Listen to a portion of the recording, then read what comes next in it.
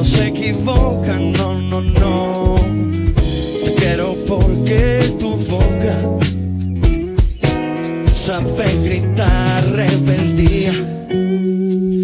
Si te quiero es porque eres mi amor, mi cómplice y todo. Y en la calle codo a codo somos mucho más que dos.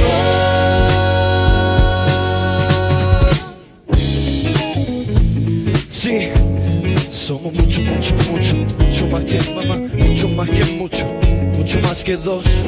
Somos uno, somos uno.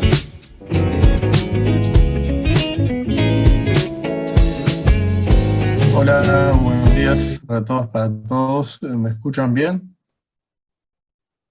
Ok. Bueno, gracias por esta invitación. Básicamente, intentar hacer es una especie de presentación un poco general, deteniéndome en algunos aspectos que creo que pueden ser de interés a partir del temario que ustedes tenían marcado para este encuentro, y en términos muy generales voy a presentar algunas cuestiones con las que vengo reflexionando hace algún tiempo, que tienen que ver sobre todo con dos ejes, ¿no?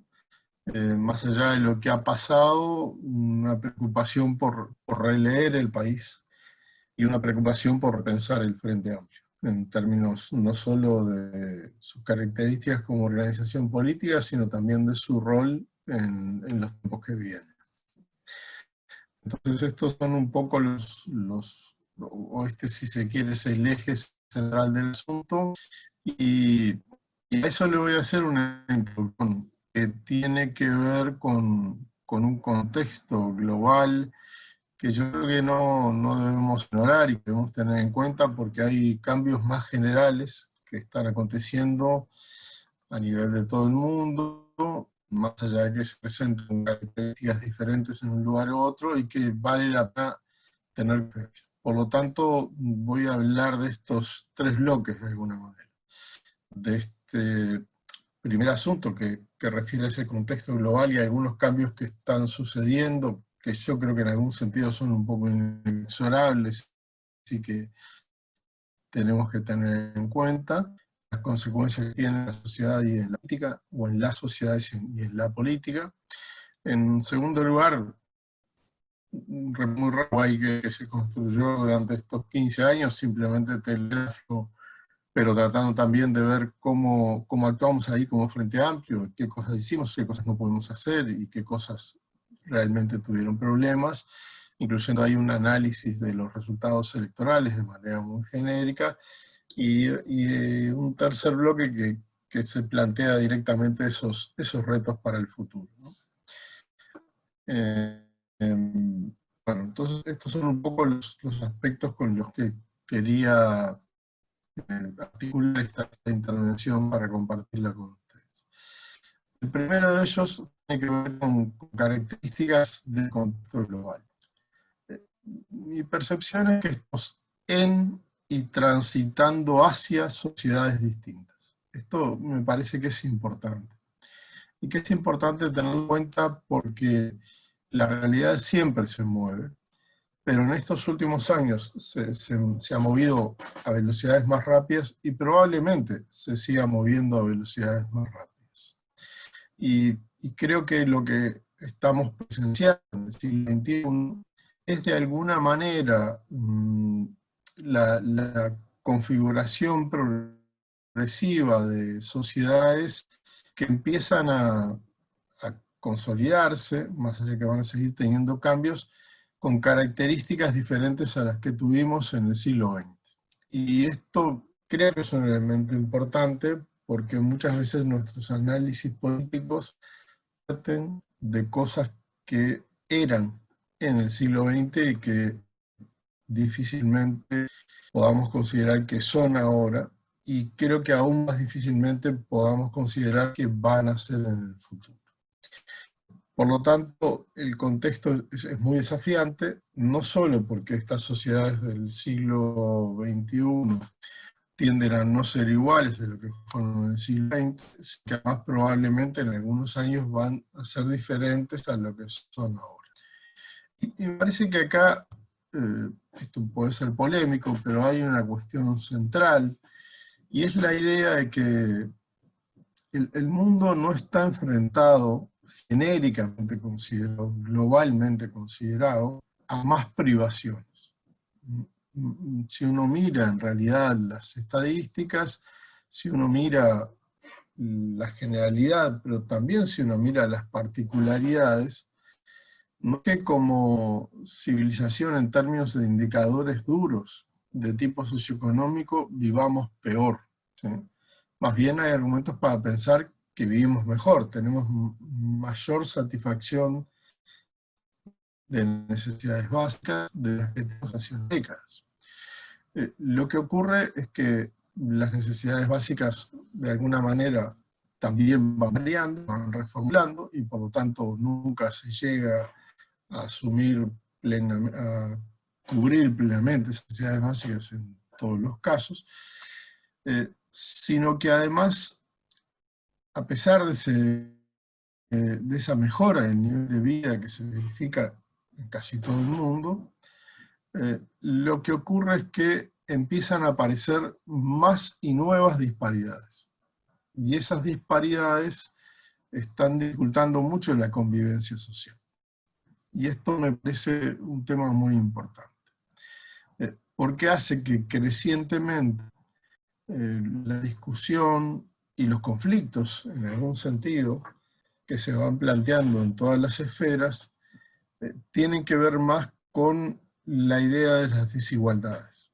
Y digo desigualdades en plural, sustituyendo a lo que podría ser el singular, la desigualdad socioeconómica. ¿Por qué? Porque empiezan a aparecer otros ejes que son muy importantes, más del eje socioeconómico. Quiero ser muy preciso, no estoy desmereciendo el eje socioeconómico, y creo que sería un grave error olvidarlo y omitirlo. Es un clivaje central por el cual las sociedades se diferencian. Es realmente muy importante. Y ahí se asemejan, y ahí se concentran, perdón, cantidad muy, muy grande de desigualdades y muy importantes desigualdades. Pero hay por lo menos 4 dimensiones más que vale la pena tener en cuenta, que también son ejes de desigualdades muy importantes, que a veces se cruzan con la desigualdad socioeconómica y otras veces son independientes o por lo menos no están totalmente determinados. El primer eje de ellos es el género, que adquiere una relevancia cada vez más importante. Y eso se nota en los movimientos sociales que expresan esa agenda de demanda. La segunda cuestión, muy importante, son las generaciones. Aunque en realidad estos conflictos no siempre son tan explícitos, empieza a haber diferenciaciones en torno a las generaciones que nos plantean problemas hacia adelante que son muy, muy importantes. Cuestiones como la estructura del mercado de empleo, o cuestiones como, por ejemplo, la arquitectura de los sistemas de protección y bienestar social, y dentro de eso los sistemas de seguridad social y jubilaciones y pensiones, son cuestiones que tienen ahí diferenciaciones nacionales importantes. Pero hay otros, algunos que tienen que ver, por ejemplo, con las prácticas cotidianas de la gente, que también son muy relevantes. El tercer nivel es el de las identidades. Cuando estoy hablando de las identidades, estoy hablando de cuestiones que tienen que ver con aspectos tales como las cuestiones religiosas, pero también con las identidades que tienen que ver con los nacionalismos, o con las formas como las personas nos definimos. Por ejemplo, en algunos lugares la identidad de trabajador, y hablo en masculino no porque ignore a las trabajadoras, sino porque creo que esa identidad es la que está en crisis, empieza a plantearle muchos problemas a muchas personas que sí que esa identidad se va desestructurando, cuando antes era una identidad estructurante durante todo el ciclo de vida adulta de la persona. Y el cuarto aspecto son los territorios. Acá también hay cuestiones de los nacionalismos, pero hay cuestiones que tienen que ver con los regionalismos y cuestiones que tienen que ver con las disparidades que se dan en términos de cómo, por ejemplo, llega el Estado a distintos territorios. Y, por lo tanto, lo que comienza a ocurrir es que como estos clivajes, el género, las generaciones, las identidades y los territorios adquieren mayor importancia, la forma de los retos que plantean para la sociedad son retos muy importantes para los cuales no siempre hay soluciones ni evidentes desde el punto de vista técnico, ni mucho menos consensuales desde el punto de vista social y político. Y por lo tanto empiezan a generarse conflictos, ¿sí? Y lo que implica la expresión de un conflicto habitualmente termina teniendo una expresión política. Por lo tanto, aquí hay un cambio que creo que vale la pena tener en cuenta y que en el caso uruguayo de alguna manera lo estamos viendo, con más importancia de algunos clivajes y menos importancia de otros. Probablemente es más relevante el género que las generaciones hoy en día, en términos de sus consecuencias políticas, pero estas cosas están presentes. Y me parece que esto hay que verlo también con otros elementos del contexto que también son grandes desafíos. Primero, que el fenómeno de globalización ha concentrado muchos determinados tipos de poderes, entre ellos el poder económico. Y eso se vincula con un orden internacional que no ha cambiado respondiendo a los nuevos equilibrios que se dan en ese poder económico. Y por lo tanto seguimos teniendo, por ejemplo, en los organismos internacionales, fuera de la gobernanza o fuera de roles de alguna manera decisivos de la gobernanza internacional, a naciones que son cada vez más importantes. China e India tienen problemas en ese sentido, Brasil lo tuvo en su momento, etc.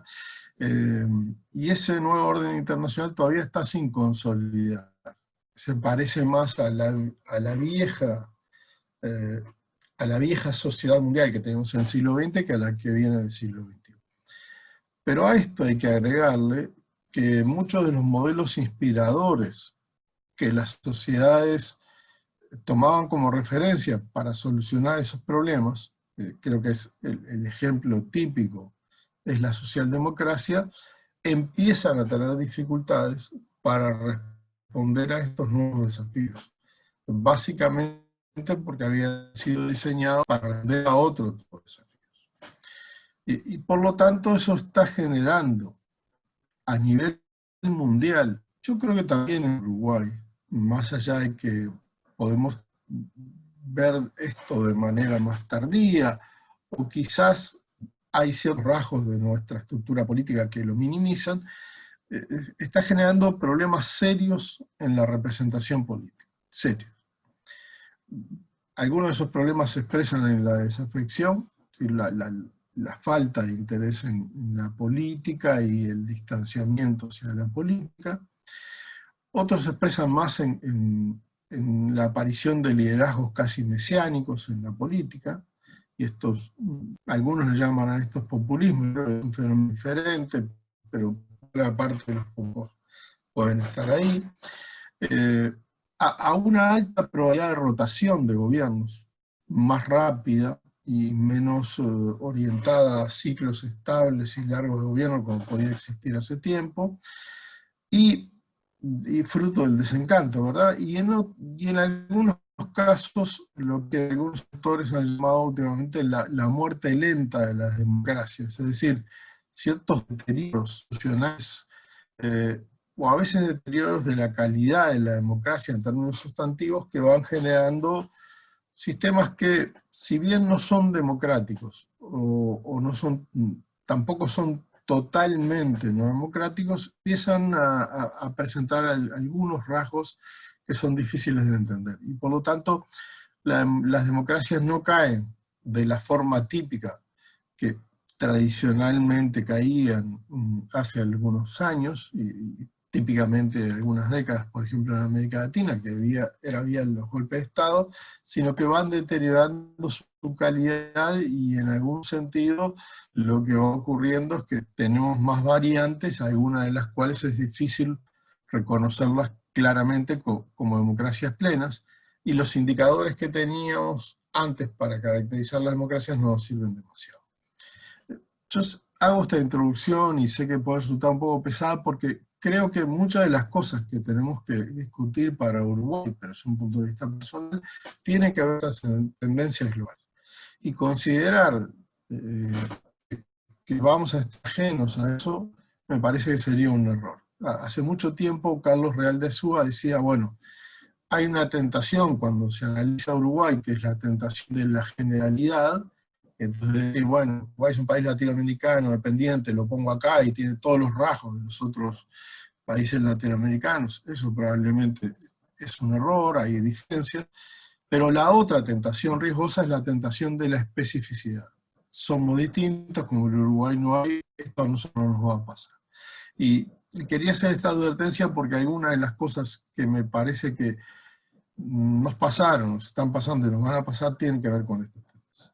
Entonces, saltando de eso, creo que podemos tratar de ver qué pasó en los 15 años de gobierno del Frente Amplio y de alguna forma, ¿por qué perdimos?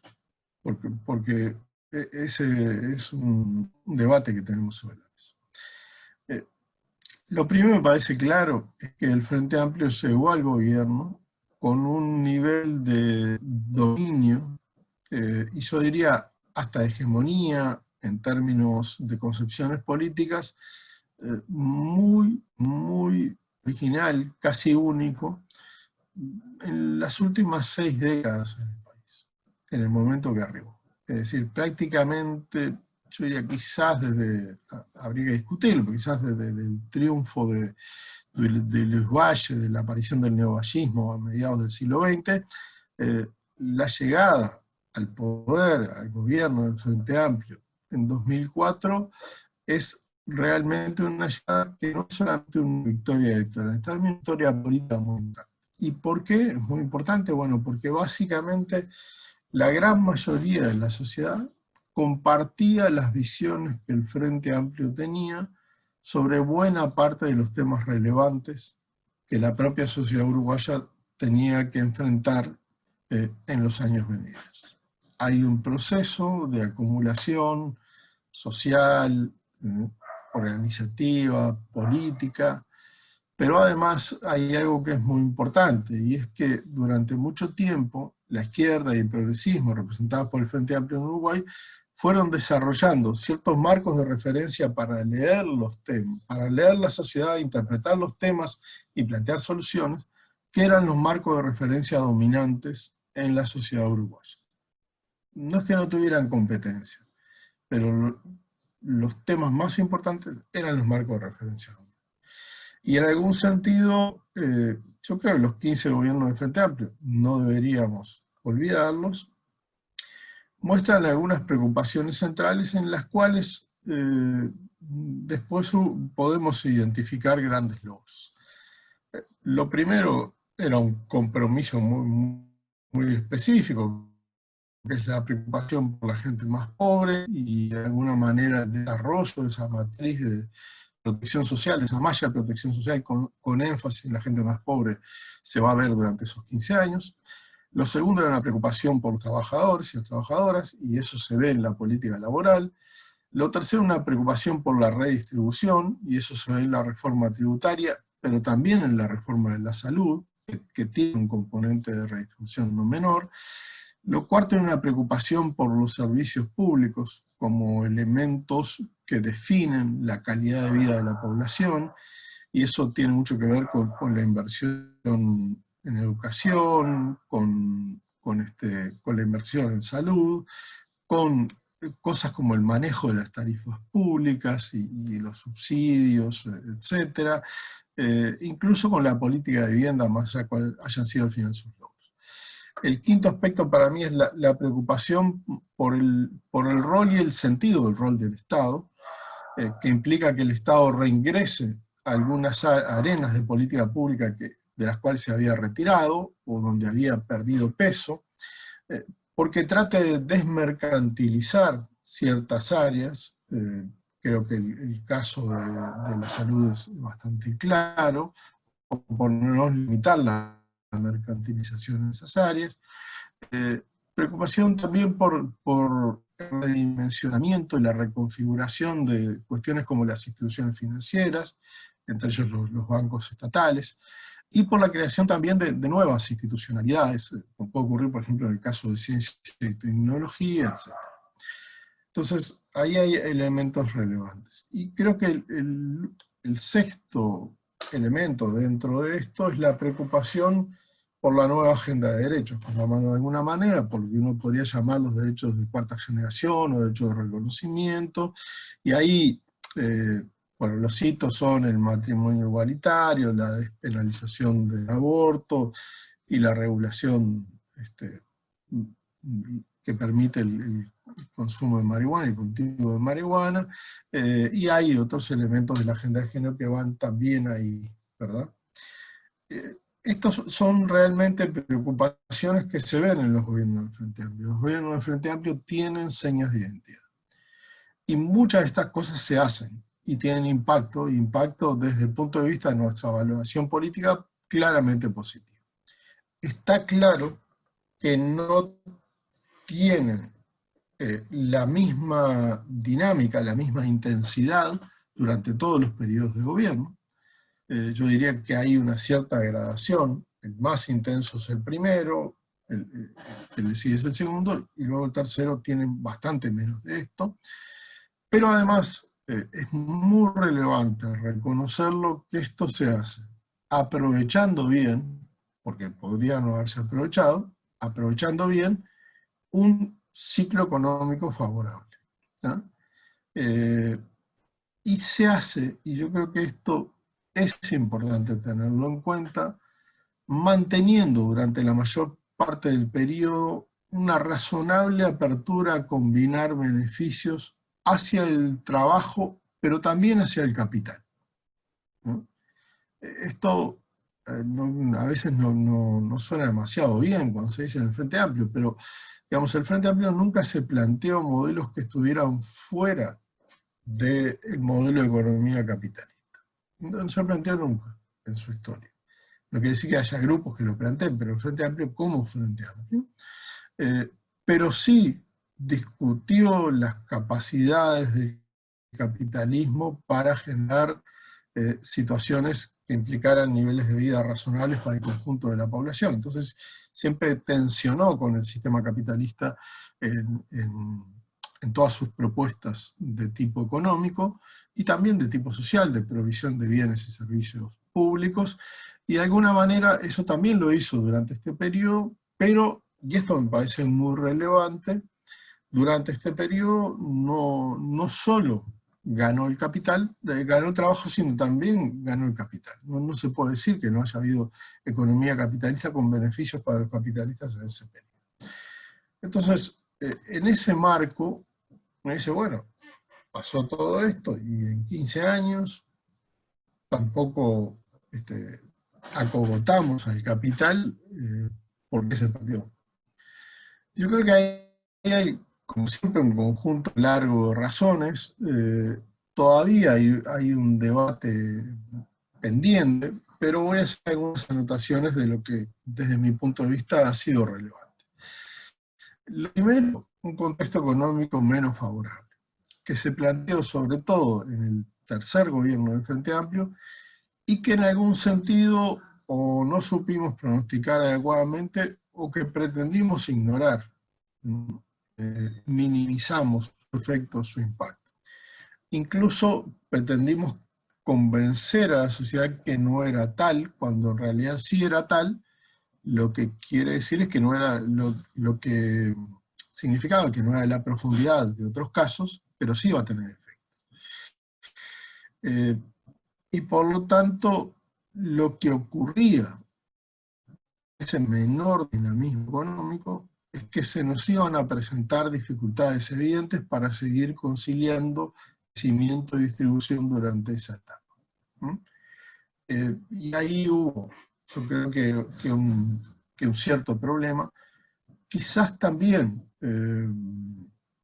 potenciado, porque aunque después nos olvidamos, las elecciones de 2014 fueron elecciones complejas, donde en algún momento la victoria no estuvo tan clara. Y ahí prometimos cuestiones que de repente no eran tan realistas. Yo he venido diciendo desde hace algún tiempo,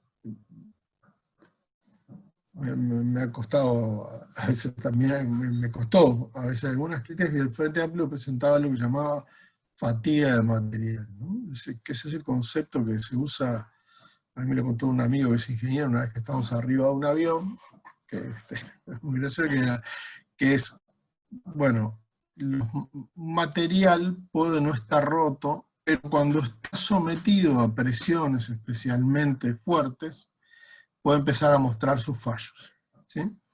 Y lo que ocurrió es que teníamos, no fisuras, pero teníamos alguna parte del material que estaba más fina, y frente a esas presiones externas se empezaron a mostrar fisuras.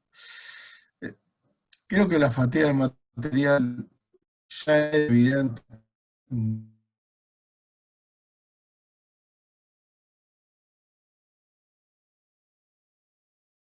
No hagan olas, por decirlo de alguna manera, y no estoy diciendo con esto que el programa debe ser necesariamente más audaz, en ir más a fondo en algunas cosas, de repente debe ser más conservador en algunas cosas de las que teníamos, pero me parece que ahí se generó una dinámica para morigerar el debate y no hacer olas. Siempre recuerdo que un compañero que estaba un poco encargado de ir acompañando el proceso del programa, un día le pregunté cuál era su rol y me dijo: yo hago de Paolo Montero. Perdón por la metáfora futbolística, pero la idea era, cuando hay una pelota picando en el área que puede ser un riesgo, la saco del este, ¿no? Y durante parte de la discusión práctica que llegamos a fin del Congreso de 2013, me parece que eso fue lo que en algún sentido predominó. Entonces, llegamos con una agenda de gobierno que tenía menos claridad. Esa agenda de gobierno tenía el tema del sistema de cuidado como una gran innovación. No voy a discutir acá que el sistema de cuidado sea importante, creo que es relevante, pero la verdad es que nos habíamos inspirado mucho nosotros. Quería decir que el resto de la sociedad no sabía nada en qué consistía eso. La verdad, no creo que en el corto plazo tuvieron potencial para cambiar aspectos tan importantes de la sociedad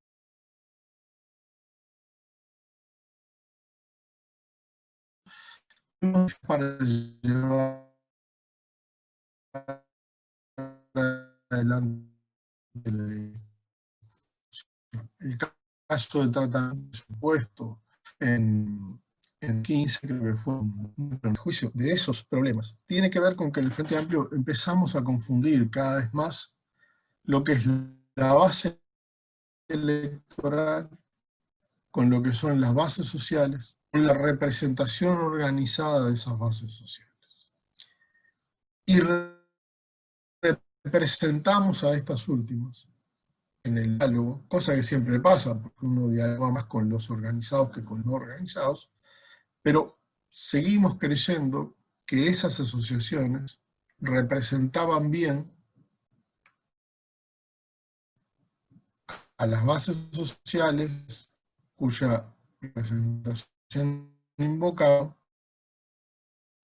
y además representaban a nuestra base electoral. Cuando en realidad buena parte de esas organizaciones sociales ya estaban teniendo problemas para representar bien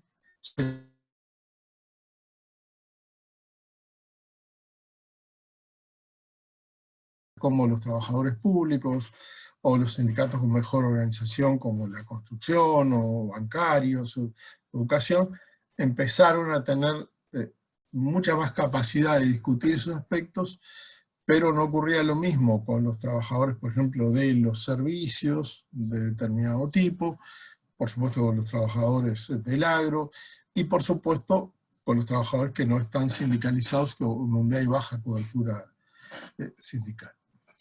También reconocimos tarde algunos errores de gestión, incurrimos en una defensa inadecuada de personas cuestionadas por aspectos éticos, ¿sí? Pero además lo hicimos atrincherándonos en hinchadas. Y yo creo que con poca lealtad de todos lados y con reacciones tardías. O sea que fue la peor combinación. Y no es el resultado de lo que hizo una persona o lo que hizo un grupo, sino es un resultado de responsabilidad del Frente Amplio. Y durante ese tercer periodo tuvimos un déficit muy importante de articulación política, muy relevante. Tuvimos muchas dificultades, que se veía incluso a todos los niveles. Articulación política entre el gobierno y el parlamento, hubo dificultades, ¿sí? Con la fuerza política hubo dificultades, con los aliados sociales organizados hubo dificultades, hubo problemas de todo tipo. Y ya en 2016, 2017, podía verse que el Frente Amplio estaba teniendo una sangría electoral. Esa sangría electoral la ignoramos, la menospreciamos y la caracterizamos mal. Pero no solo lo hicimos esto al comienzo, sino que lo hicimos hasta el final de la campaña. Yo tuve la oportunidad de hacer algunos trabajos con cierto nivel de profundidad al comienzo de la campaña sobre marzo, abril, que demostraban claramente que el Frente Amplio había perdido por lo menos 5 puntos hacia el Partido Nacional, así enteritos, de un lado hacia otro, y cuando ustedes sacan 5 de un lado y ponen 5 en otro, la diferencia es menos 10, ¿correcto? Que no era cierto lo que se decía por ahí por parte de muchas veces las consultoras, diciendo, bueno, el Frente Amplio está cayendo, pero se van a la indecisión. No, una parte muy importante de la gente se iba a votar a otros partidos, ¿sí? Y por lo tanto ignoramos eso, lo menospreciamos, digamos, esa gente vuelve, ya pasó la otra vez, las encuestas se equivocaron, etc. Y lo caracterizamos mal porque dijimos, estos son sectores medios desencantados, y en realidad ahí había de todo. Y entre el de todo había también, sobre todo al final del periodo, mucha gente de sectores bajos. Y además, ignoramos que la percepción de riesgo que tenía la gente respecto a los cambios era relativamente baja. ¿Qué quiere decir esto? Que cuando nosotros preguntamos si los consejos de salario se pueden sacar en Uruguay, no, eso no va a pasar, ¿no? Y la legislación social se puede retrovertir, eso no va a pasar. De alguna manera, y en eso también hay responsabilidad de algunos analistas y de cierta gente, cometimos el error de dejar crecer la idea de que la alternancia es un rasgo necesario para la democracia, cuando lo que es necesario para la democracia es la probabilidad, la posibilidad de alternancia, no la alternancia en sí misma. Y menos la alternancia en periodos como estos de 15 años, porque si no hubiera alternancia de gobierno, entonces Suecia no tendría un sistema democrático, porque los socialdemócratas gobernaron durante 60, 70 años continuos. ¿De acuerdo? Lo que define un sistema democrático es la probabilidad de alternancia. Como es posible alternancia, todo el mundo juega eso. Entonces ahí creo que fuimos configurando problemas importantes que después nos generaron esta derrota. Hubo dificultades en la campaña, las hubo, ¿sí? Esas dificultades en la campaña creo que son de dos tipos. Primero, la campaña interna es una campaña que transitamos sin que, sobre todo la principal candidatura, que luego fue la candidatura nacional, aprovechar esa campaña para crear un perfil propio, y entonces se perdió bastante tiempo. Creo que durante buena parte de la campaña y hasta el final minimizamos a nuestro principal adversario, fue la calle Pou. Creo que en general despreciamos el trabajo de la oposición. Lo que uno más sentía era no se les cae una idea, y yo siempre decía menos mal, porque les va bastante bien para que no se les caiga una idea. Es decir, miramos eso con cierta altitud, con cierta soberbia, cuando ellos estaban desarrollando una estrategia política razonablemente buena, por lo menos en términos de erosionarnos a nivel de imagen pública y de prestigio. Y creo también que de alguna manera empezaron a notarse allí los problemas que teníamos de renovación en el elenco político del Frente Amplio. Nuestras principales figuras históricas estaban desgastadas y ya no tenían la capacidad de jugar ciertos roles en la campaña con la misma eficacia con que lo hicieron antes, e incluso cuando lo jugaron no necesariamente fueron exitosos. Entonces, llegamos a una elección en donde los resultados fueron malos. Fueron malos. Incluso en algún momento se dijo, bueno, fue una derrota electoral, no fue política. No, fue una derrota política. Mi opinión es que fue realmente una derrota política. Seguimos siendo el principal partido del país a partir de las elecciones de octubre, pero volvimos a un guarismo de prácticamente 20 años atrás, al guarismo del 99. Con algunas diferencias. Sí, es cierto que ganamos en algunos lugares todavía donde no habíamos ganado en aquel entonces, pero volvimos a esa situación. Y además, del otro lado, había un conjunto de partidos que nosotros suponíamos que les iba a ser más difícil ponerse de acuerdo. También ahí mi percepción fue que la posibilidad de acceso al poder une cualquier cosa. Y fue lo que pasó, y lo que viene pasando hasta ahora. Minimizamos la posibilidad de conformación de una coalición, dijimos que iba a ser imposible que la mostraran públicamente, no hay foto, no hay foto, no hay foto, hubo foto, ¿sí? Hubo acuerdo electoral y hasta ahora hay acuerdo parlamentario. Por lo tanto, tenemos que reconocer que nos equivocamos en el análisis político de eso. Y no era muy fácil plantear en el Frente Amplio alternativas a eso. Yo creo que queríamos creer eso, y no necesariamente era tan claro, desde mi punto de vista, ese diagnóstico. Había que haber analizado por lo menos otras alternativas. Y por supuesto, eso genera además un escenario político con actores nuevos, Cabildo es el más relevante de ellos, en donde la cuerda se puede tensar incluso adentro de ellos, y puede llevar a que hayan posiciones más conservadoras y más de derecha. Entonces, esto nos deja con un escenario muy complicado porque hay cambio en el gobierno, salimos, entran ellos, por decirlo de alguna manera, hay cambio en la ecuación de fuerzas políticas, pasamos a tener una mayoría parlamentaria a que la tengan nuestros adversarios, por más que esté diseminada entre más de un partido. Hay cambios en los liderazgos políticos y sociales. Hoy la primera figura política del país es el presidente.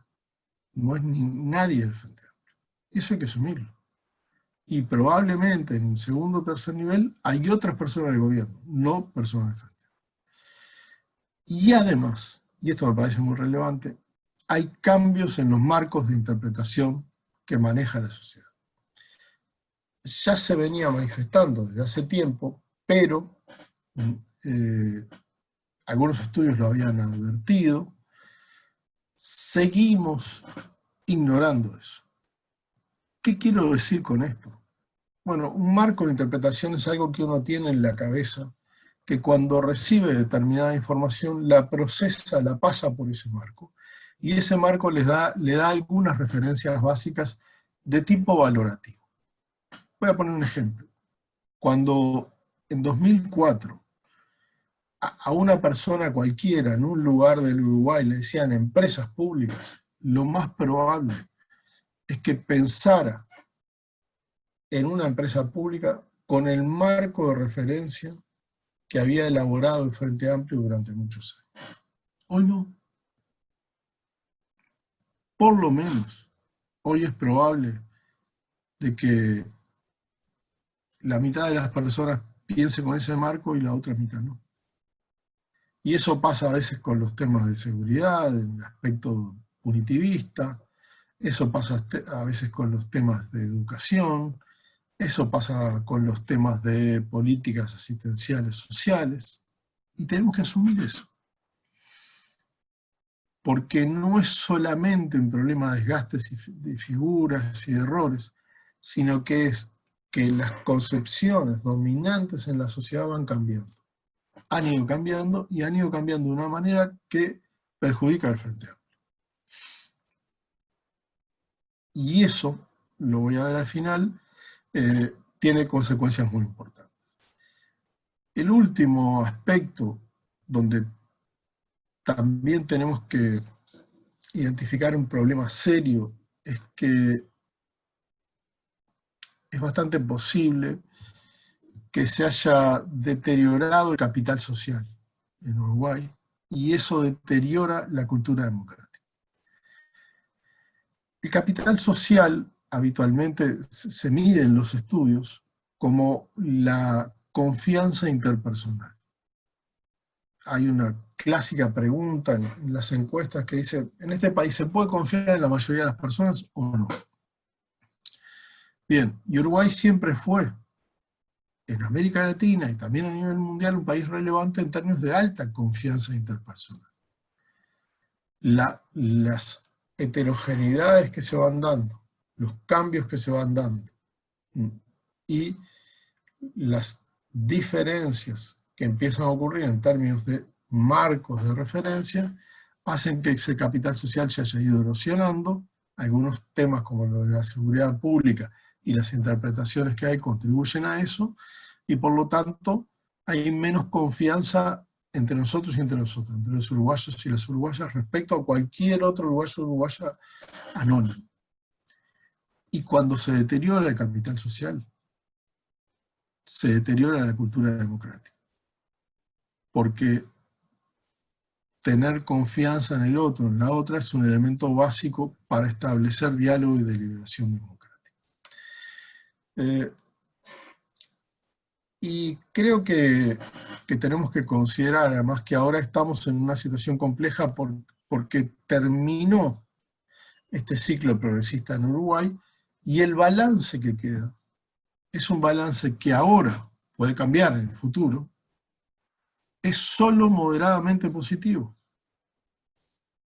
Es decir, nos vamos de esos 15 años y no nos vamos necesariamente con aplausos de todo el mundo. Por eso, entre otras cosas, no nos votan. Y eso va a implicar una batalla por los relatos de cómo fueron esos 15 años, que la vemos todos los días. Hay un aumento de la influencia vinculada a ciertos grupos, especialmente determinado tipo de sectores empresariales. Hay un reingreso de una tecnoburocracia pública muy orientada a la gestión, con bastante rechazo a la negociación política y con, yo diría, todavía más urticaria a la movilización social.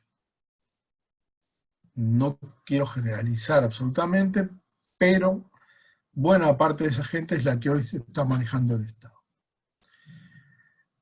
Hay cambios legislativos y reglamentarios, la LUC es el caso más evidente, y también de estilo de relacionamiento entre los partidos que pueden llevar a concentrar el poder, ¿sí? Que pueden limitar también la protesta social o generar fuertes conflictos, y por lo tanto ese aumento de la conflictividad es un escenario muy posible, todavía morigerado por la pandemia, pero que puede afectar la calidad democrática. Y esto se puede dar, esta afectación de la calidad democrática se puede dar, no solo por la dinámica política, sino que además se puede dar porque hay indicios de que nuestros valores democráticos están ahora menos firmes que hace 20 años. Y también debemos preguntarnos por qué pasó eso. Pero además se da en un entorno regional en donde pasan cosas raras o no tan raras, pero complejas. Bueno, el gobierno de Bolsonaro en Brasil, lo que pasó y volvió a pasar en Bolivia, la desestructuración del campo político en Chile, que se está reestructurando, pero todavía es una interrogante, y por supuesto los movimientos a nivel internacional, especialmente el surgimiento de esta nueva derecha, ahora aparentemente un poquito más limitada con Trump, pero que todavía está presente. Entonces, en esta situación, ¿cuáles son los retos que tiene el Frente Amplio que viene desde mi punto de vista?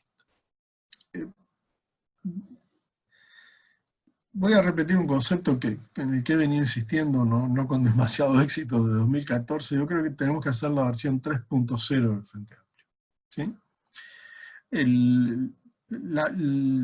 La primera fue cuando se creó, que de alguna manera en términos de gobierno asumió luego sus características diferentes cuando llegamos a la Intendencia de Montevideo. La segunda fue en el 2004, cuando llegamos al gobierno nacional, pero necesitamos otra. Y esa nueva síntesis política implica releer la sociedad en la que estamos, interpretarla y hacer un conjunto de propuestas nuevas, y a mi juicio tiene que tener por lo menos 3 cosas. Incorporar algunos temas nuevos, que los dejamos ahí, que el día que llegamos al programa los traemos para meterlos adentro de la forma más rápida posible, pero no con un debate profundo.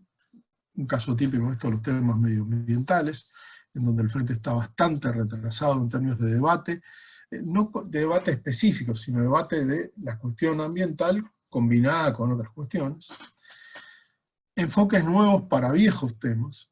Yo creo que no hay hoy en día un paradigma para la educación en Uruguay, tampoco lo tiene la oposición, que ha hecho mucha crítica, pero no tiene algo que sea, lo estamos viendo, que sea demasiado desarrollado, pero tenemos ahí un debe y un debate que tenemos que dar, y al que tenemos que llegar a acuerdo. Llegamos a tener un programa para las elecciones de 2009 donde no teníamos casi un capítulo de educación, ¿no? Y entonces después el sector que asume orienta eso hacia el lado que va y hay conflictos internos. Entonces necesitamos enfoques nuevos para viejos temas en donde sabemos que cuestiones como aumentar el presupuesto ayudan, pero están bastante lejos de ser la receta para cambiar eso. Y necesitamos elencos renovados. La renovación comienza a darse en el Frente Amplio a nivel de su liderazgo, y los elencos renovados no son solamente personas jóvenes, pero también deberían incluir a personas jóvenes, debería haber un espacio generacional. Ahora, interpretar que en el Frente Amplio no hubo renovación de elencos, porque, por decirlo de alguna manera, los viejos no quisieron, no lo permitieron, sería una simplificación. Los jóvenes o los que no eran tan viejos también lo permitieron. Y de alguna manera jugaron a esa idea. Entonces, esta nueva síntesis política hay que desarrollarla, a mi juicio, tiene que tener esos componentes. A la vez que hacemos esto, tenemos que involucrarnos en esta batalla por el relato, por reivindicar lo que fueron los 15 años de gobierno del Frente Amplio, que va a quedar más claro cuando empiecen a verse algunos problemas de este gobierno. Ahora, no hay que reivindicarse tirándole, desde mi punto de vista, tirándole a la gente estadística por la cabeza, ¿sí? Sino que hay que hacerlo con inteligencia, y eso supone reconocer errores. Tenemos que recuperar la capilaridad del Frente Amplio, y eso implica, sin duda, volver a acercarnos a nuestros aliados tradicionales, o acercarnos más, discutir más, pero tenemos que ir más allá. Y cuando digo acercarnos, no indica tomar sus reivindicaciones. No indica que nosotros, nuestro programa pasa a ser la lista de compra de las reivindicaciones de los movimientos sociales. Los partidos políticos, desde mi punto de vista, representan intereses, pero intermedian intereses también. Y eso implica que a veces algunos de nuestros aliados sociales tenemos que decirle, no, esto no te lo voy a llevar. Y hay que hacer eso. Cuando creamos que políticamente es necesario hacerlo. Y entre otras cosas eso implica rediscutir cuál es la base electoral, cuál es la base social y cuáles son los representantes de esa base social organizadas. Pero no todo es lo mismo, son cosas diferentes. Y para cerrar, creo que tenemos que también recuperar la pedagogía política como un elemento fundamental. Hace un tiempo en una entrevista me hizo una radio, bueno, ¿usted quiere ir a enseñarle, decir yo tengo la verdad? No, no. Desde mi punto de vista, la pedagogía política implica un diálogo, ¿sí? Donde escuchamos, y a partir de esa escucha intentamos explicar por qué pensamos que tales cosas son las soluciones razonables. Pero siendo capaces de entender que el otro puede no compartir eso, y que nuestro esfuerzo tiene que seguir, no que tengamos que dejarlo y arreglate y jodete porque no entendés lo que te estoy diciendo, porque en algún momento me parece que operamos de esa manera. Esa es la única forma de volver a conquistar los marcos de referencia dominantes. Tenemos que asumir que tenemos que representar a una sociedad más variada y más diversa, y por lo tanto, que la alianza social que tiene que soportar un proyecto de cambio tiene que ser más compleja. No es obreros y estudiantes, no. No es que no incluya eso, pero tiene que ser más diversa. Por ejemplo, tenemos que volver a hablarle al sector privado. Porque yo diría que una de las claves es que el Frente Amplio, como Frente Amplio, tiene que volver a hablarle al conjunto de la sociedad.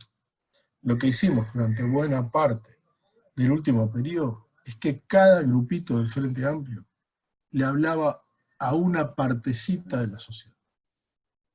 Pero nadie le hablaba al conjunto de la sociedad. Y me parece que esto tiene mucho que ver con la fragmentación interna que tenemos.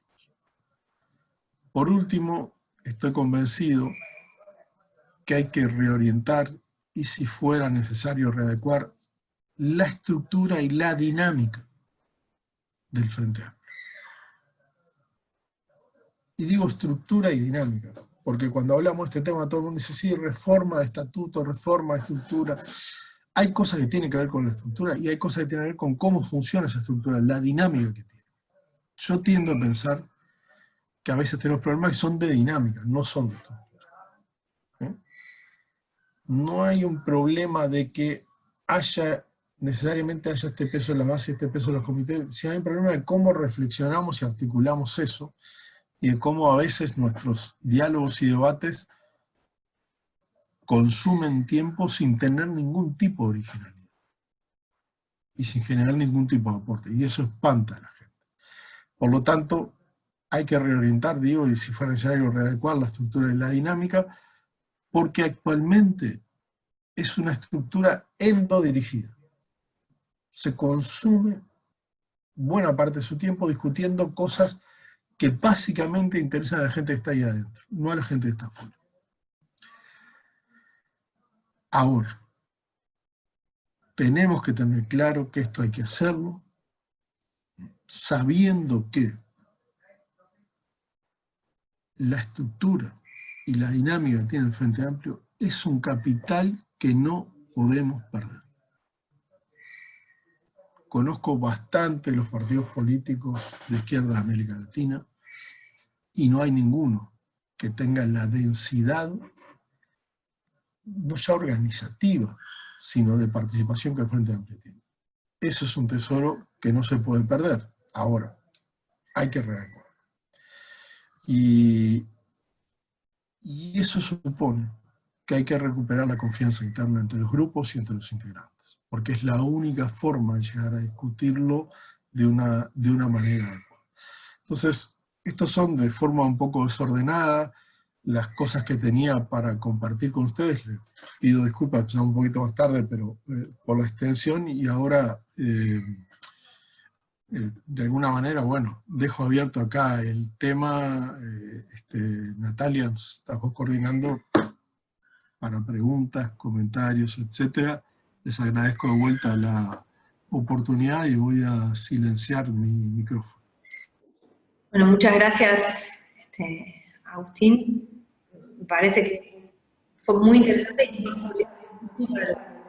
ahora pasamos a la parte de preguntas, estamos cortos de tiempo, pero creo que es importante que si alguien quedó con dudas o le vamos a aprovechar.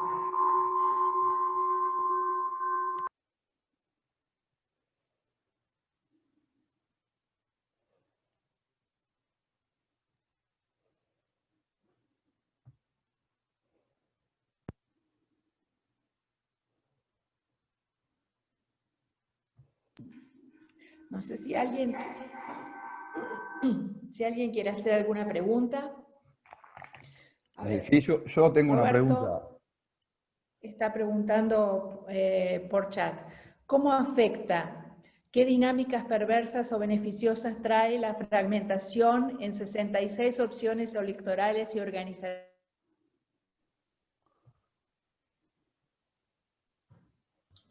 No sé si, creo que me quedé colgada. ¿O se escuchó? No te oí del todo, pero si está en el chat, a ver, lo miro. Ok, lo estoy mirando. Ok, ¿respondemos de a una o quieren hacer una ronda? Así. Alicia también tenía una pregunta, me pareció que levantaba la mano, Alicia Artigas. Si querés, la estás escribiendo en el chat.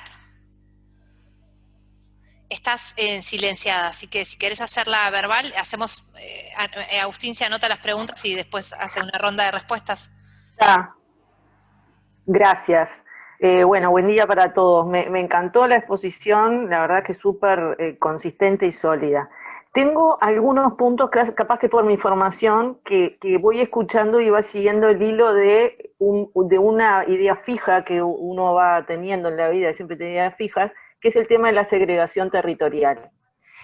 En algunos de los pasajes que Agustín planteaba, a mí me parece como que falta la segregación territorial, o sea, está la segregación social, pero la segregación territorial ha sido algo con el que el Frente no ha podido.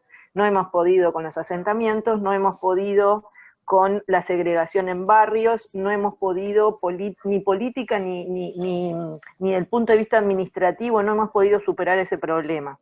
Y esto me falta también en los logros y las preocupaciones del Frente, en lo del compromiso de los trabajadores, la redistribución, ciencia y tecnología, la agenda de derechos. En los derechos me está faltando el derecho a la vivienda y el derecho a la ciudad, que es algo que tampoco hemos podido superar y tenemos unos problemas descomunales de vivienda.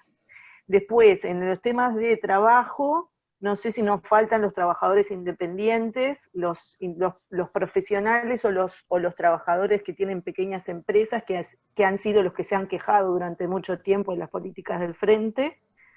Y en términos de programa, ¿dónde están los barrios privados? Los barrios privados, que son mi obsesión de la segregación, han estado en los programas del Frente y se han ido desapareciendo porque ahora los apoyamos. Y ahora tenemos en Salto un barrio privado de 560 hectáreas que está en contra de cualquier pensamiento de izquierda que hay, y lo estamos haciendo en una intendencia del Frente. Y después una pregunta con respecto al Estado, que es cuando tú hablabas de los ministerios y de la gestión sectorial, como que cada ministerio tiene un equipo y tenía como una línea de trabajo y cierta autonomía. si no nos faltó una reforma de eso, una reforma del Estado, que se habló durante mucho tiempo de la reforma del Estado, no supimos hacer lo que hizo en algún momento Ecuador, o del buen vivir, o de las secretarías temáticas, o alguna cosa así, si eso no es una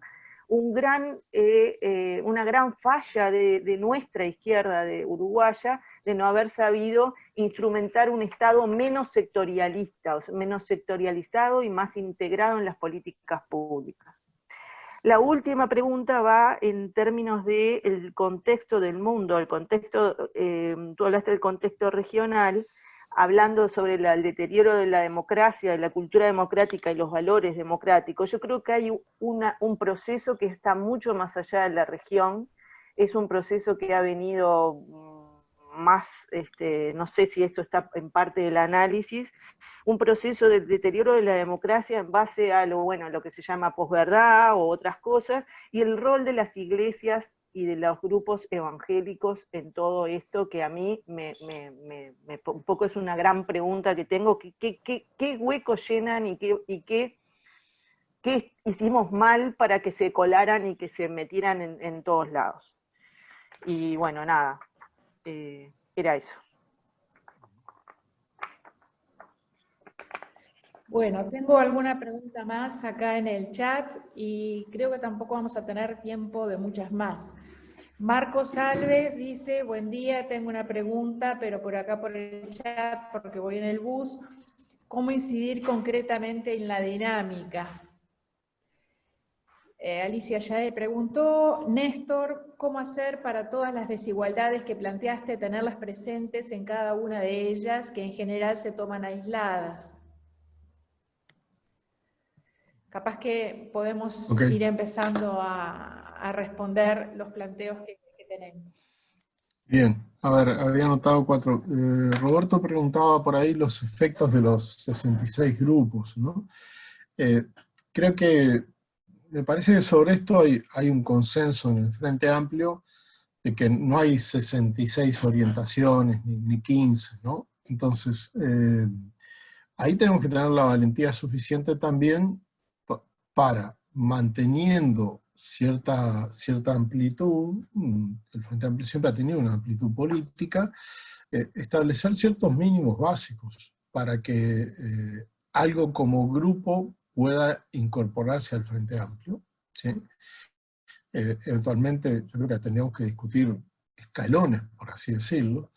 Una parte muy importante de eso viene de la diferenciación de las agrupaciones departamentales, que después se van generando con otros, y reconocer que esa fragmentación también la usan los grupos para hacer alianzas electorales que llaman la atención. Si uno va a recorrer el interior del país, va a decir, ¿con quién vota fulano o fulana? ¿Acumula con esta lista el Senado? Vamos a ver que el nivel de pragmatismo de todos los grupos frente amplistas es impresionante, ¿no? Entonces, también le damos vida de alguna manera a esa cuestión. Y esto es lo mismo que le pasó a los partidos tradicionales, y fue uno de los motivos por el cual ellos quisieron hacer la reforma. Porque, ¿qué ocurría? La microfragmentación generaba después, en el momento que gobernaban, una especie de chantaje múltiple. El diputado colorado de Tacuarembó decía, yo eso no lo voto, y soy de otra agrupación, y qué sé yo. Entonces, de alguna manera, los grandes dirigentes del partido dijeron, bueno, candidatura única, eso nos permite ordenar un poco, elecciones internas, esto nos permite poner más escollos para llegar, etc. Y yo creo que es un tema que tenemos que plantear, no tengo la solución, pero que tiene efectos muy embromados para el frente, no tengo duda. Y que deberíamos por lo menos pensar en establecer cotas más altas para que un grupo existiera, no como grupo, sino que existiera con peso y poder de decisión en los ámbitos de toma de decisión del Frente Amplio. Deberíamos ir por ahí, pero eso necesita un acuerdo muy grande. Y cuando vamos a discutir eso, empiezan, no, pero mirá, fulanito se puede ir con los blancos, entonces vamos a traerlo. Me parece que requiere una discusión de ese tipo, difícil, pero hay que hacer. Segundo, sobre lo que planteaba Alicia, yo ponía los territorios como uno de los ejes de desigualdades, ¿no? No tengo duda que eso hay que trabajarlo y hay que trabajarlo más, y hay que también asumir que muchas veces tenemos una imagen de los territorios que no se corresponde con lo que son.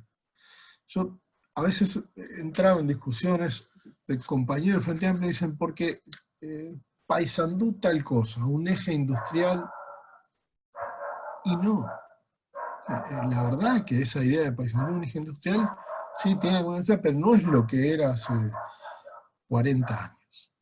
Entonces ahí también tenemos una necesidad de actualización, porque las áreas y las regiones del país cambiaron, y lo mismo pasa con las ciudades, con las grandes aglomeraciones urbanas, que ya no son solo Montevideo.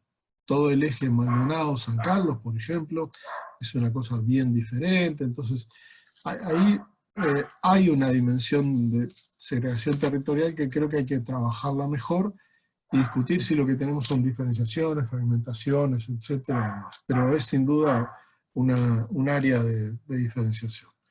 Y sobre los trabajadores y trabajadoras no asalariados, creo que ahí tenemos un enorme desafío.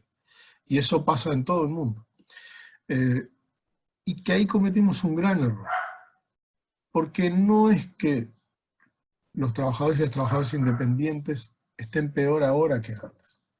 Es que nuestro discurso siempre enfatizó los logros en los trabajadores asalariados de determinadas ramas formales. Hasta nosotros mismos sobredimensionamos en el discurso a ese público. Y en realidad creo que hicimos muchas cosas por trabajadores independientes, por microempresarios, etc. Pero en el discurso pocas veces estaban presentes. Entonces ahí da para hacer una discusión interesante. Y respecto al sectorialismo, yo creo que ahí a mí me da la impresión de que el primer gobierno del Frente Amplio funcionó bien. Tenía un gabinete político que discutía mucho, cuando había un tema central, cómo se atacaba, se dividía el trabajo entre los ministerios, etc. Acá hay como dos funciones. Una visión es cambiar la sectorialidad introduciendo macrocoordinación, ¿no? Se metía en Chile un ministerio de gobierno, que acá se enunció como una posibilidad durante el gobierno de Pepe al comienzo, después no se concretó. Esa es una posibilidad. Ahora, en realidad, esta es la función de la presidencia y los órganos asociados tienen que ver con eso, con coordinar la sectorialidad. Yo le tengo un poco de miedo cuando se habla de transversalidad, porque a veces lo transversal no está en ningún lado, ¿no? Yo creo que lo que hay es una necesidad de articulación política. Y ahí es donde hay una pregunta que estaba por ahí en el chat, es decir, bueno, ¿cómo se atacan todas esas desigualdades? Hay una discusión política que implica prioridades de gobierno. ¿Qué cosas atacamos? Que el Frente Amplio la tuvo, sobre todo en su primer periodo. Se dijo, bueno, en realidad, ahora vamos a ir por la reforma tributaria. Después vamos a ir por la reforma de la salud. La reforma laboral es lo primero que vamos... Y hubo una discusión de ese tipo. No sé si después la tuvimos, y quizás ese es el resultado de la falta de articulación política. ¿Sí? Vos decís que las unidades temáticas son así, Alicia. Yo vengo perdiendo de hace 10 años en el Frente, de que el Frente, la estructura de la Comisión del Programa del Frente Amplio no pueden ser unidades temáticas de arranque. Tiene que haber un gran debate general y después bajar a las unidades temáticas. El programa del Frente Amplio se construye por inducción. Salen cosas de las unidades, estoy simplificando, pero como que salen cosas de las unidades temáticas, ¿no? Y después eso se va pegando arriba. En realidad teníamos que tener un gran debate muy fuerte y después bajar hacia las cosas programáticas. Además tuvimos un problema, y es que durante los últimos tiempos, al estar en el gobierno, si un ministerio de un área quería, estoy simplificando, quería ser muy influyente en una unidad temática, tenía personal y recursos para participar en esa unidad temática. Entonces hacía el debate muy complicado.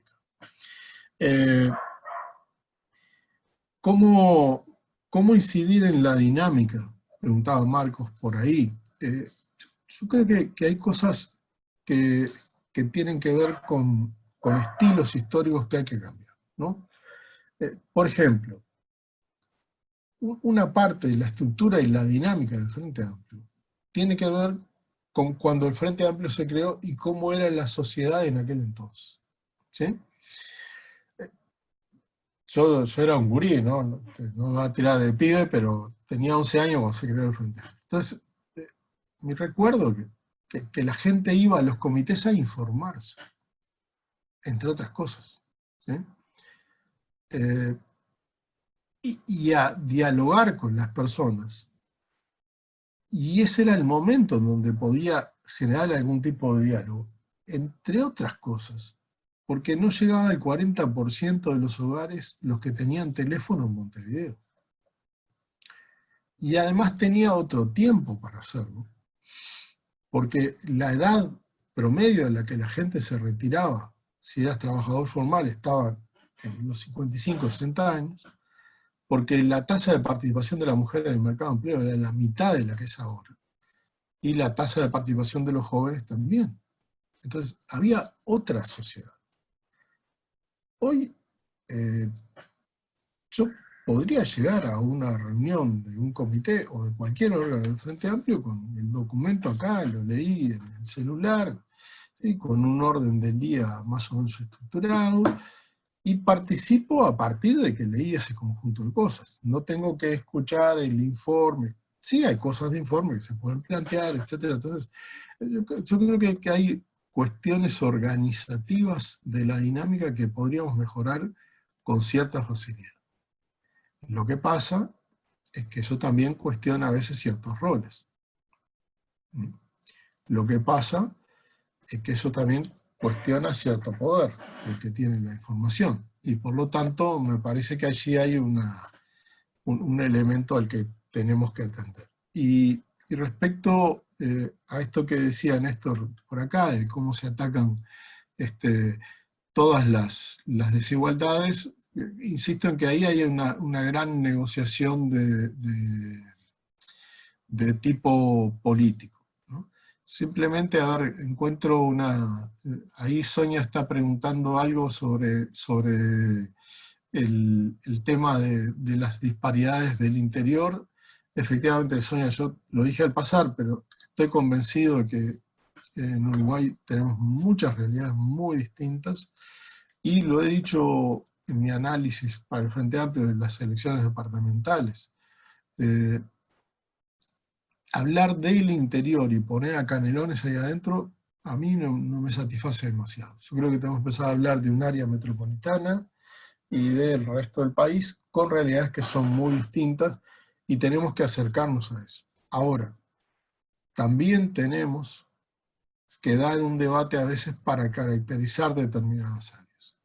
A mí me ha pasado de ir al interior a tener una reunión con compañeros y me dicen, acá la tasa de desocupación es tal. Pero acá yo estoy mirando otra cosa, es la mitad. No es tal, eso está mal. La verdad que en algunos casos yo creo que también tenemos que tener la capacidad de debatir el punto de vista local.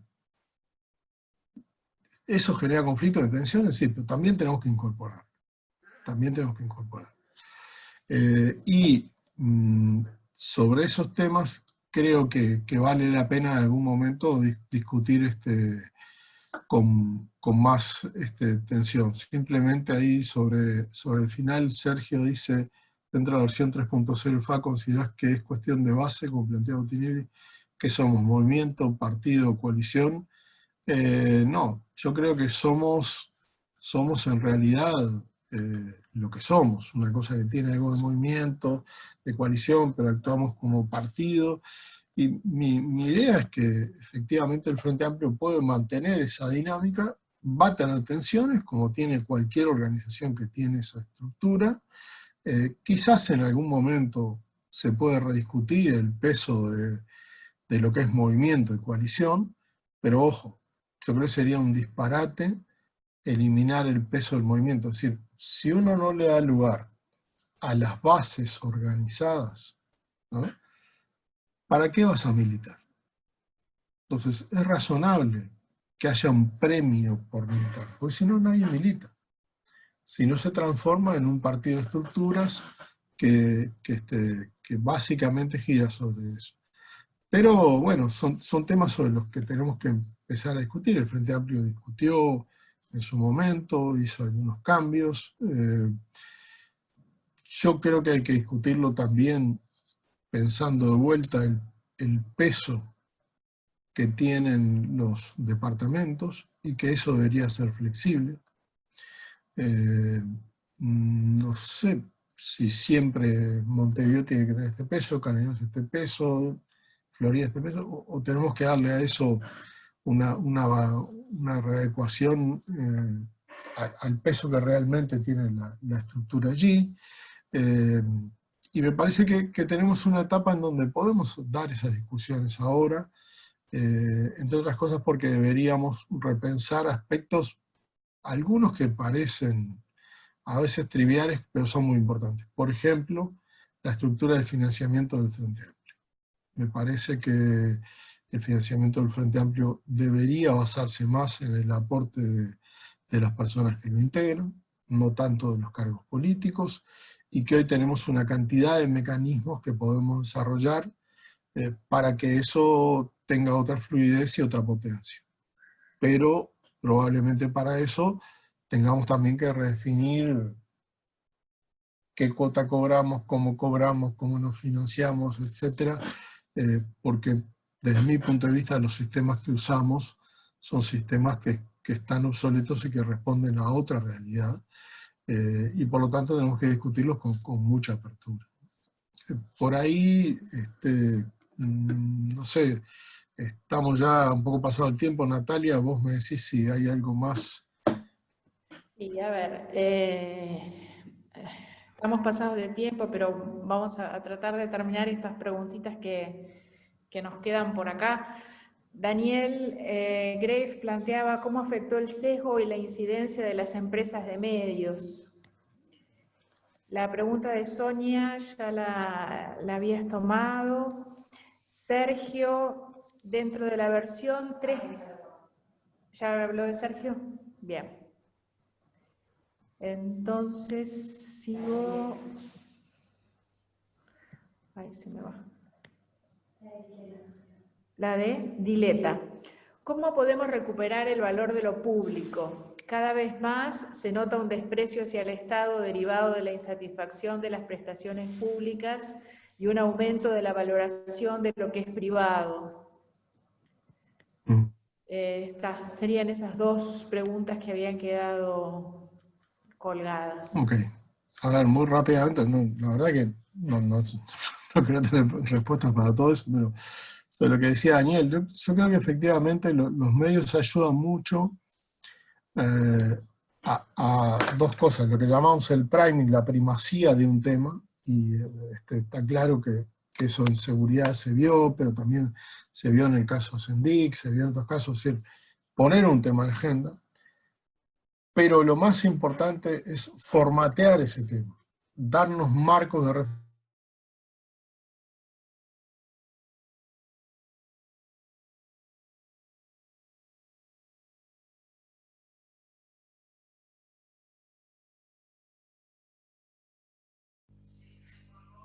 Se colgó, parece.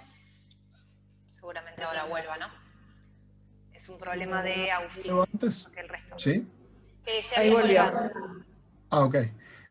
Están asociados a grupos económicos relevantes, vayan a darle primacía a temas que le interesan al Frente Amplio, sino más bien primacía a temas que interesan a determinado tipo de sectores, y vayan a darle prioridad a enfoques que son los del Frente Amplio y no a enfoques que son los de ellos. Entonces, tenemos que acostumbrarnos a vivir con eso.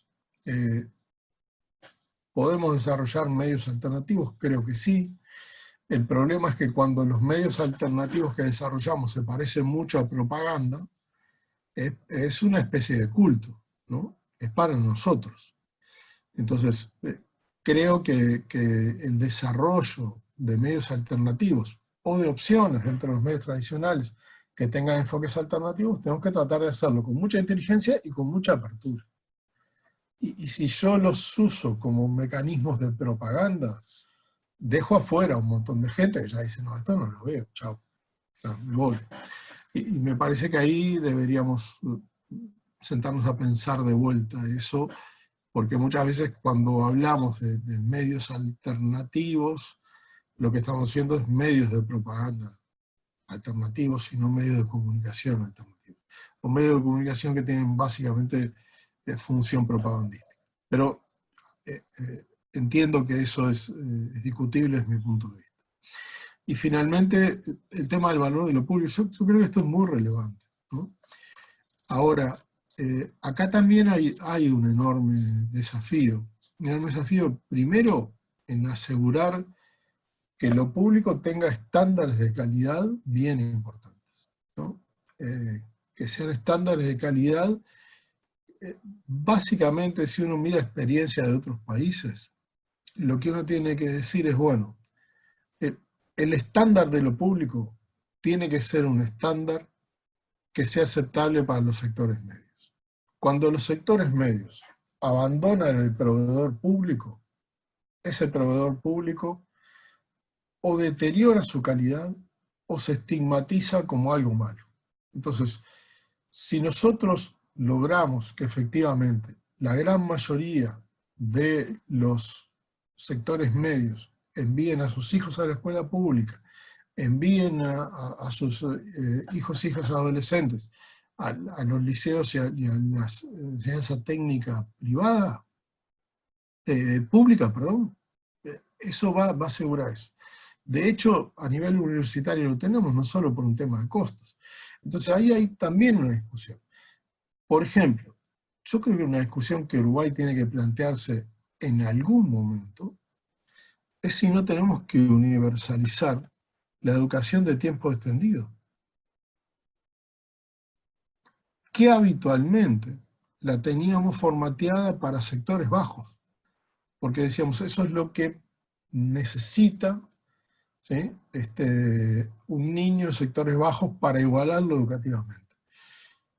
Pero entre las familias de sectores medios, cuya enorme mayoría de miembros mujeres trabaja, hay un tema de cuidados. Y a veces, cuando estamos hablando del sistema de cuidados orientados a algunos niños en Uruguay, no encontramos ese equivalente en un país europeo. ¿Por qué?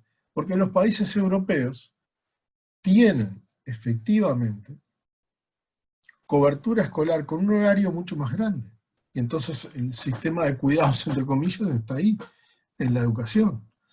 Yo creo que estas cosas tenemos que empezar a discutirlas también y pensarlas desde una perspectiva más amplia. Porque quizás este es un momento para que Uruguay invierta todavía más en infraestructura y en recursos educativos y aumente el tiempo escolar y eventualmente el tiempo de la enseñanza media, tratando de mejorar los resultados educativos y además generando una cobertura que en los hechos se complementa con cubrir parte de la tarea de cuidados que si no, una familia de sectores medios, cuya mujer a cargo, muchas veces sola, o en otros casos compartiendo con su pareja, tiene que asumir, porque eso lo asumen las mujeres. Entonces, eso me parece que es una cuestión que en el futuro de repente deberíamos debatir, que implica recursos, sí, pero que quizás se paga de alguna manera en ese tipo de cosas. Y en Uruguay solo lo estamos pensando, cuando pensamos así, para los sectores bajos, para los gurises que tienen problemas de aprendizaje. Entonces, me parece que tenemos ahí una cantidad de temas que deberíamos conversar sin prejuicios Y en algunos casos, vamos a tener conflictos y tensiones con los sindicatos, ¿no? Deberíamos hacerlo, ¿no? Deberíamos hacerlo. Y en algunos casos deberíamos también pensar que el valor de lo público, como se dijo por ahí, también de alguna manera lo generamos nosotros, ¿no? Hoy se hablaba del espacio público, ¿no? Y el espacio público tiene una dimensión simbólica, pero también tiene una dimensión física. ¿Cuántos de nosotros y cuántos de nosotras usamos el espacio, gente de izquierda, usamos el espacio público, o a veces intentamos privatizar ese espacio público? Y me parece que de alguna manera las ciudades son un ámbito por excelencia de espacio público, y compartir ese espacio público es muy relevante. Y muchas veces, incluso cuestiones como el transporte, que Uruguay tiene, Montevideo sobre todo tiene un sistema de transporte, cuestiones como ubicar determinados servicios, no en las zonas, estrictamente en una zona de carencias críticas, sino en una zona donde pueda ir esa gente, pero puede ir otra gente también, nos permite hacer espacios públicos variados, porque la riqueza del espacio público no está en que sea un espacio público segmentado, está en que sea un espacio público de acceso libre, universal y plural. Y creo que ese es también un mecanismo a través del cual podríamos revalorizar lo público. Pero probablemente eso también tiene que ver con las capacidades que tienen las ciudades para eso. Creo, por ejemplo, que en Uruguay en algún momento deberíamos discutir si no podemos, por ejemplo, tener un stock de viviendas públicas para arrendar, ¿eh? Que nos permita regular la oferta y la demanda en la ciudad. Muchísimos países europeos lo tienen. Viena tiene un 30% de viviendas públicas que arrienda, que vende, etc. Y eso nos permite muchas veces generar políticas urbanas que tienen otras características. En fin, da mucho para conversar, y por supuesto estoy a las órdenes para cuando ustedes quieran. Eso es un placer intercambiar. Por eso sé que la seguimos cuando les parezca, pero no quiero tomarles más tiempo porque sé que ustedes tienen que seguir. Natalia, bueno, salvo que ustedes quieran plantear alguna otra cosa. Perdón, compañeros, disculpame, Nati. Tenemos un compañero que hizo una pregunta, pero se le está complicando mucho para conectarse, y yo la quería trasladar, porque hace tiempo que tiene la mano levantada y no puede intervenir, que es: ¿qué papel tienen los medios de comunicación en la formación del relato y cómo podemos contrarrestarlo cuando hoy es casi hegemónico el apoyo de estos al actual gobierno? Eso creo que un poco tú lo repasaste, no sé si tenés alguna reflexión adicional para hacer para el compañero. No, lo que yo decía es, a ver, los medios son medios que en general están asociados a grupos económicos que no se identifican demasiado con el Frente Amplio, ¿no? Entonces, primero, ¿se puede entrar en esos medios? Sí se puede, ¿sí? Sí se puede, con limitaciones, pero hay que aprovecharlo. Cuando tenemos esa posibilidad de entrar, tenemos que tratar de tener un discurso que sea un discurso que no le hable solamente a los frente amplistas. Este es un tema, que le hable a un conjunto mucho más amplio, porque ¿qué nos interesa? Lo que nos interesa es llegar con nuestro mensaje no a gente que piensa igual que nosotros. Ahí tenemos otras formas.